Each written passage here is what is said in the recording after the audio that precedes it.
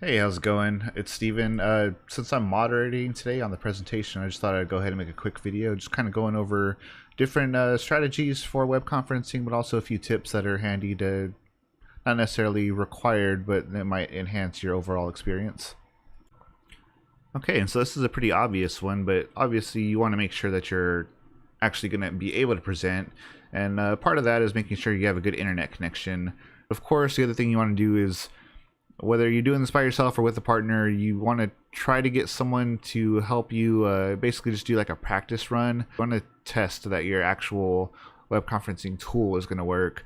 Last thing you want is to be, a couple of minutes before you present and find out that whatever tool you're using isn't working. And that could be something with the actual software, or it could be something with your computer. It's always best to just kind of check these things out ahead of time. And that includes checking for updates. There's just little things you can do to kind of prepare yourself ahead of time.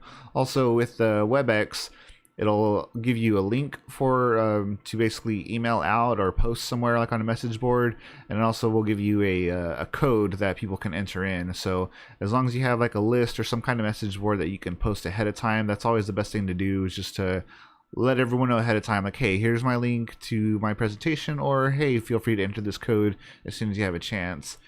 Okay, so another pretty good tip is just to always kind of be aware of what's in frame, see like where the cutoff points are. You might have noticed when the video started, it was more of a narrowed in view. And that's because this camera allows me to just change the field of view that I have. Like, this is much wider, so I got to be more aware of things that are up there. So like, I actually had a poster on this wall earlier, but I didn't want that to be distracting from the presentation, so I removed that. And I had this chair over here in the background, which could be seen as distracting, and I could try to move it out of the way, but then as soon as I move, you see that my bed is kind of there, and that might be kind of distracting also. So it's just kind of an example of just kind of like being aware of your surroundings and just like what you have in the frame, because something that you might not necessarily be thinking about as a distraction could be distracting to the people that you're actually presenting to. So just try to keep that in mind as well. Okay, and so the last part of the tip section of this is I just wanted to emphasize audio real quick. And just so a good thing to keep in mind is just to be like in a good room. The smaller the room, the better, because bigger rooms can kind of thin out your voice and leave like an echo from the room. So if you're having a more permanent setup, you might want to consider getting a good microphone. Now you don't have to get something too elaborate. There's a lot of dynamic microphones that are really inexpensive, and these are really good too because they cut down a lot on background noise. So it's a really good way to just focus on you and cut out a lot of the stuff around you. Get in frame. So yeah, you get little stands with that. But even if you just wanted to get like an arm that connects to a desk, these only run like $10 anyway. So there's varieties of options. You just kind of got to know where to look. But the easiest option would be just having a set of headphones with a microphone. Now this is good because it's really inexpensive. Most of us probably already have something like this. And the other good thing is having a good source of audio for yourself. The important thing is you want to be able to hear the people you're talking to clearly as well. It's definitely important for them to hear you clearly, but then they have the option to ask you questions, and you don't want to be hesitating or having to ask them to repeat questions because you couldn't hear them very well. Now, it's definitely possible that your computer or your laptop has good speakers already, but this is just a good alternative to have, just to have something for you to focus on as well.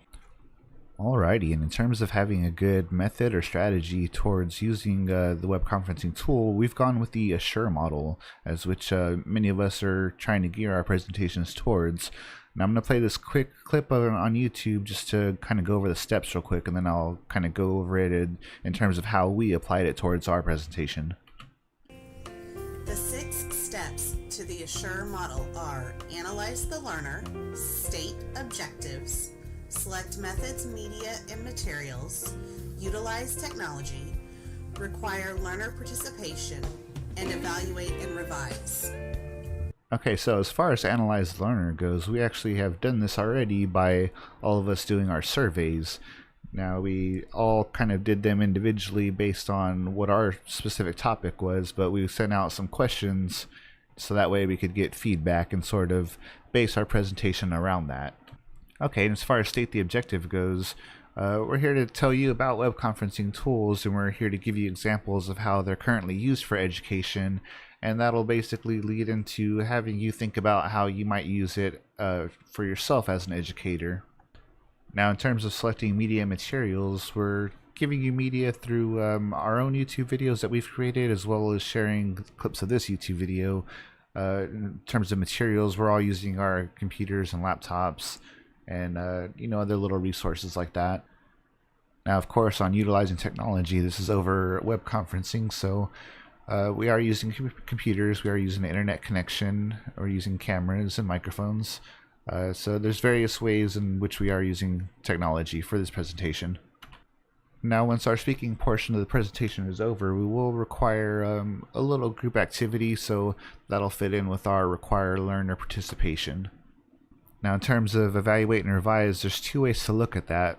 For one, we have evaluated and revised in terms of when we initially did our surveys, we had an idea of what our presentation was going to be, and once we had the results for that, we sort of molded our idea further and took that information and kind of changed the direction and had a more focused goal of how our presentation was going to be. And then, of course, once our presentation is over, we'll be able to evaluate everything based on how the activity goes and what kind of feedback we get, and we'll be able to think of revisions we can do in the future for any future web conferencing or just presentations in general that we might think of doing. Okay, and so that was my breakdown of the Assure model and how we used it for our presentation. This is not only good for web conferencing, but it's good for any teaching that involves technology. Before giving this assignment, I hadn't actually heard of what the Assure model was, so it was interesting to look into the breakdown of it and see the different steps and how I could apply that to my presentations, and moving forward it'll be something to definitely keep in mind to use for future projects. You also just want to make sure that you're presentable during a web conference. Just kind of wear the same thing you would wear like at work or in a professional setting. You can get away with wearing basketball shorts and being barefoot as long as it's not in frame.